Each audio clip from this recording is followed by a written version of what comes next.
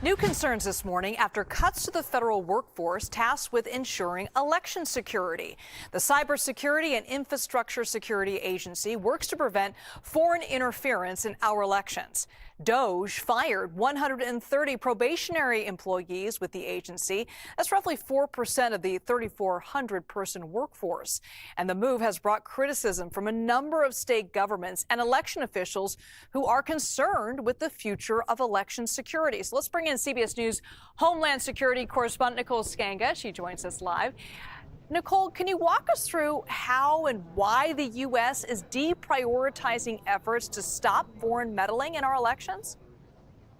Yeah, absolutely, Liz. I mean, this purge of folks who work in the U.S. government's democracy business has actually been quietly happening behind the scenes for weeks. On top of those probationary firings, first came this flurry of notices forcing out more than a dozen personnel. These are workers from the nation's cyber defense agency. You mentioned it there, CISA. These are the ones identifying and stopping foreign interference in U.S. elections. And then earlier this month, on her first day in office, the Attorney General Pam Bondi disbanded the FBI's task force targeting foreign influence operations. These teams have rooted out covert operations from Russia, China, and Iran in the last year alone, according to U.S. officials. CISA has also defunded its nationwide program of training state and local government officials, offering threat monitoring services. It's a center known as the Elections Infrastructure Information Sharing and Analysis Center. Long name, important job. While state and local governments run elections nationwide, we know that, federal agencies like the FBI and CISA really coordinate with election offices to help safeguard against rising cyber and physical threats, while also uncovering those pesky foreign influence campaigns that are designed to sow division among Americans and really uproot voter confidence. And Nicole, you've reported that election officials and lawmakers, by the way, across the country are really concerned with these actions. What are they telling you about the consequences here?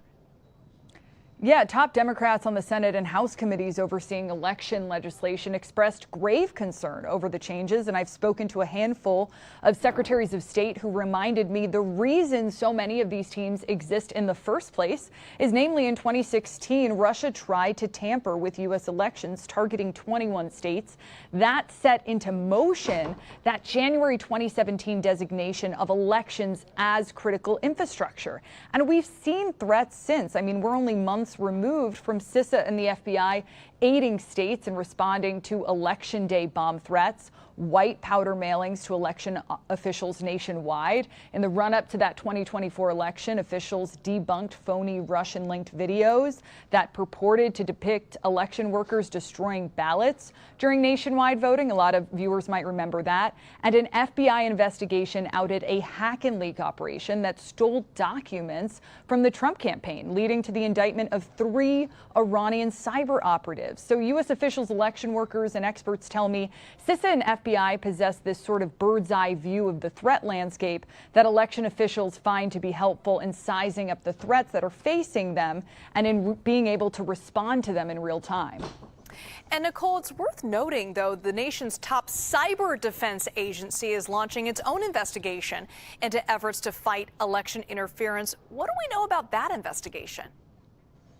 Yeah, this kind of went under the radar, Liz, but the director of CISA has launched an investigation into every program and official that touches election security, plus mis, dis, and malinformation. She told her workforce in a message that it's, quote, necessary to rescope the agency's election security activities to ensure CISA is focused exclusively on executing its cyber and physical security mission, echoing the DHS Secretary Kristi Noem's assertion during her confirmation hearing that the agency had strayed far off its mission. Now, this audit will result in a report. CISA says it's due out on March 6th. We have asked the Department of Homeland Security if they have plans to make that report public, and we are waiting to hear back. Liz? All right, we'll be waiting and watching. Nicole Sganga, thanks so much.